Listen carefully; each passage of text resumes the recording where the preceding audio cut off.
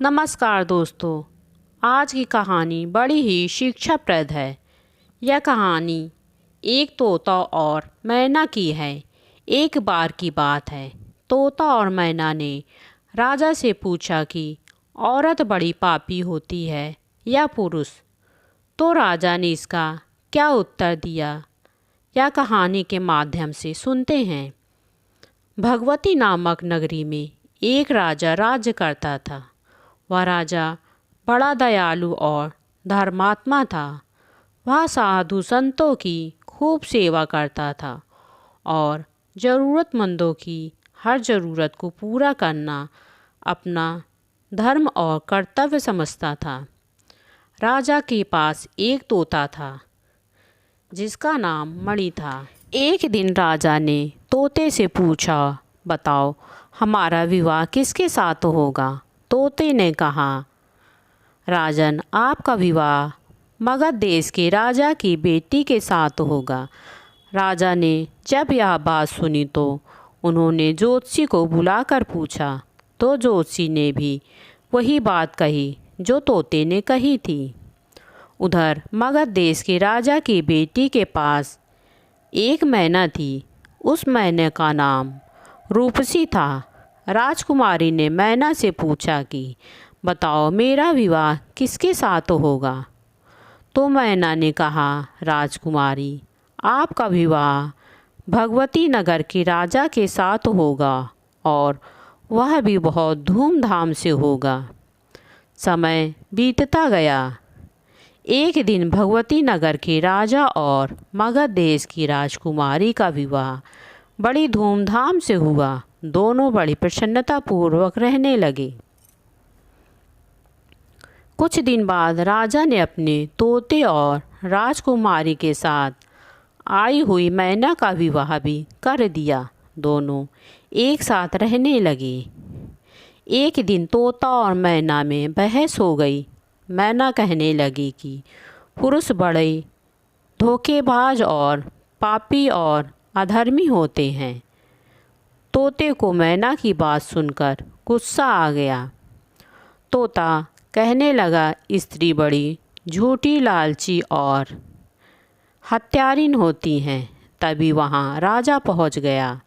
राजा कहने लगे, तुम इस तरह आपस में क्यों झगड़ा करते हो। तभी मैना कहने लगी, महाराज, मर्द बड़े बुरे होते हैं। राजा ने कहा, ऐसा क्यों कह रही हो कि मर्द में बहुत बुराई होती है।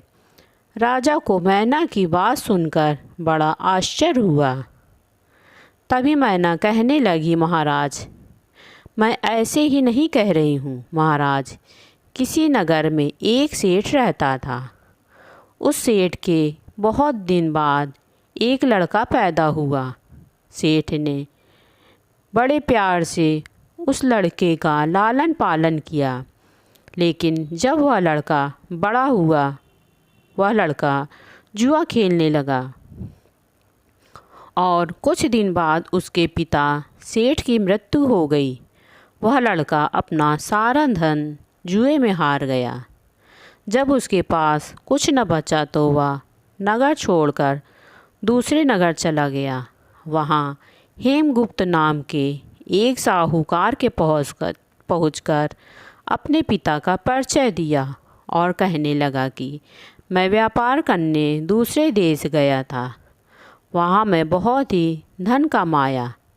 सारा धन बटोरकर जब मैं समुद्र के रास्ते से जहाज़ से होकर अपने देश लौट रहा था, तभी समुद्र में बहुत बड़ा तूफ़ान आ गया और मेरा सारा धन तो चला गया, लेकिन मैं किसी तरह से बच गया।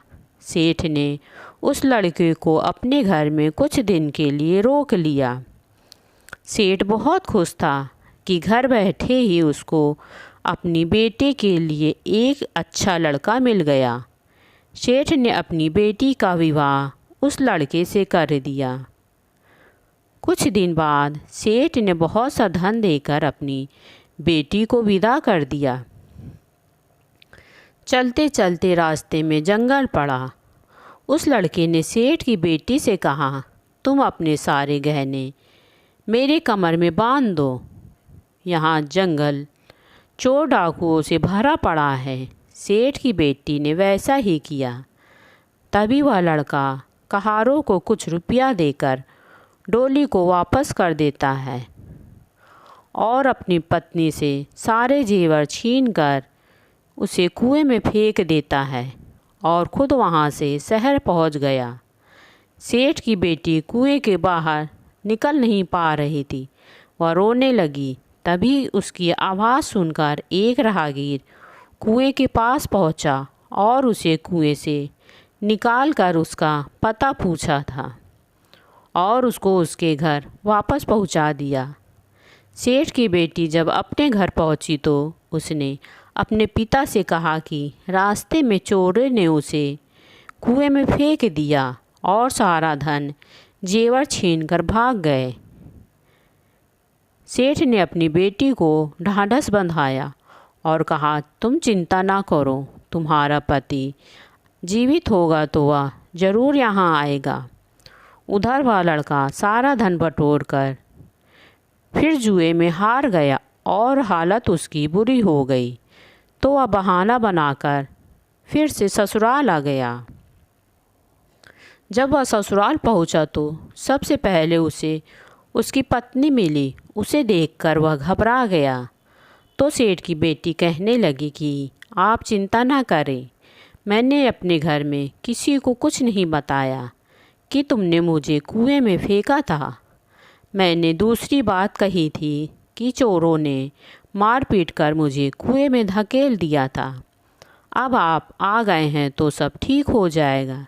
कभी कभी इंसान लोभ में पड़ कर के गलत कदम उठा लेता है, तो तुम्हारे साथ भी ऐसा ही हुआ।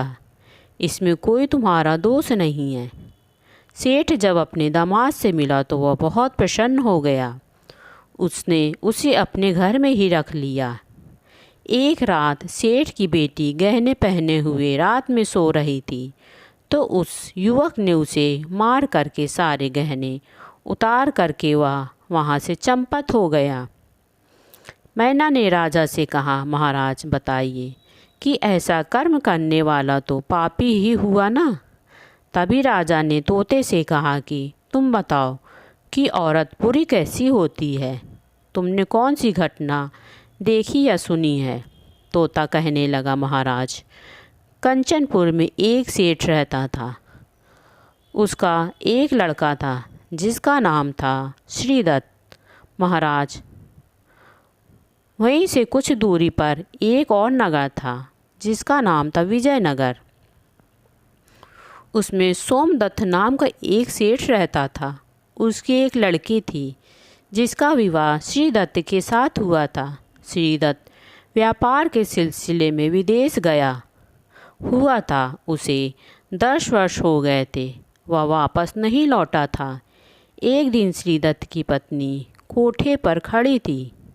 तभी उसकी नज़र एक युवक पर पड़ी।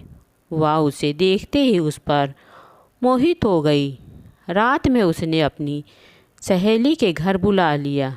अब वह दोनों हर रोज़ वहीं मिलने लगे। श्रीदत्त की पत्नी उस युवक की प्रेम में फंस चुकी थी। वह उसके प्रेम में दीवानी हो चुकी थी। तभी एक दिन उसका पति परदेश वापस आ गया। वह अपने पति को देखकर दुखी हो गई कि वह अब अपने यार से नहीं मिल पाएगी। एक रात की बात है, पति पत्नी सोए हुए थे। जैसे ही आधी रात हुई, श्रीदत्त की पत्नी उठकर अपने यार से मिलने चल दी। रास्ते में एक चोर खड़ा था। वह देखने लगा कि यह औरत आधी रात में कहाँ जा रही है। वह औरत सहेली के घर पहुंची तो उसके यार ने उसकी नाक काट ली। उसका यार वहाँ से निकल रहा था। तभी उसे सांप ने काट लिया और वहीं पर गिर पड़ा। और वह औरत जब घर पहुंची तो ज़ोर ज़ोर से रोने और चिल्लाने लगी और कहने लगी कि उसके पति ने उसकी नाक काट दी है। सेठ अपनी बेटी को लेकर राजा के पास पहुंचा। राजा ने श्रीदत्त को सज़ा देने का ऐलान कर दिया। तभी वह चोर राजा के पास पहुंचकर सारी सच्चाई बताई और कहने लगा, राजन, इसमें इसका कोई दोष नहीं है, सारा दोष इसकी स्त्री का है। राजन, स्त्रियां ऐसी ही होती हैं। राजा ने श्रीदत्त को माफ़ करके श्रीदत्त की पत्नी को सज़ा दिया और उसे नगर के बाहर कर दिया। तभी तोता कहने लगा, राजन, अब आप ही बताइए, इन दोनों में पापी कौन है?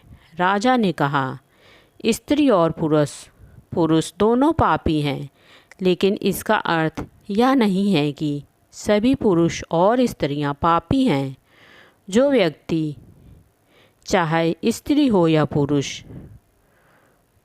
पाप कर्म जो करता है वही पापी कहलाता है। दोस्तों, आपको यह कहानी कैसी लगी प्लीज़ हमें कमेंट में ज़रूर बताएं और मेरे चैनल को लाइक, शेयर और सब्सक्राइब करें। कहानी सुनने के लिए आपका बहुत बहुत धन्यवाद।